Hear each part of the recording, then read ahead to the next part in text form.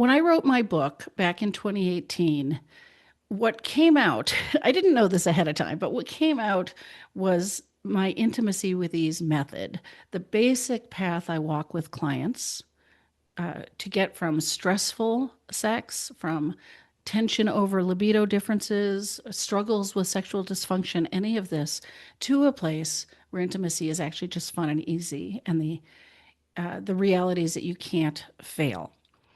And in the process of writing that book, and then in the process of turning that into a course, and then, of course, in the process of working with my sex therapy clients, I continue to see the value, what I would even say, the necessity of putting this stuff into practice. Change does not just happen from insight, we have to change our behavior. We have to embody the stuff that I teach. So when I think about the intimacy with ease method, for instance, there are pillars of the program all about communication, really mastering strong communication skills, but then you have to go practice those. And then there's a lot of teaching around sex, about challenging myths and expectations, taking the pressure off, accessing desire, understanding how sex and desire actually work. Those are all ideas.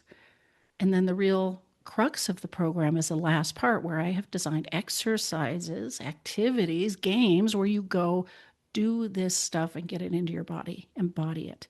So it becomes a new normal. Like if you think about it, you can't just go read a book about riding a bike and totally understand balance and stuff. You know, you're going to get some ideas, but then you got to go get on a bike.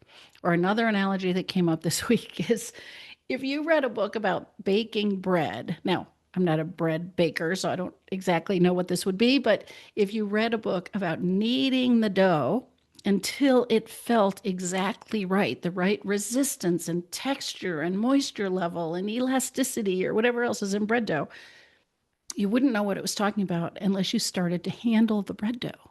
You have to put the words and the physical experience together. The same thing comes up, and again, this came up in a conversation just last week in my giver receiver exercise, and I have an episode about that. You can go back and listen. Really powerful way to practice everything I teach. The receiver is describing the touch they want from the giver. They have to guide the whole thing. And we're trying to use language for that. And language is, first of all, it's imprecise. People, different words mean different things to different people. And even if you hear, this is exactly how I want you to touch me, that doesn't necessarily translate into knowing what to do or exactly what they want. So there's this back and forth between those instructions and invitations and then what the person is doing until it lines up and clicks and goes, yes, that's exactly how I like it. You actually have to get your hands in the bread dough.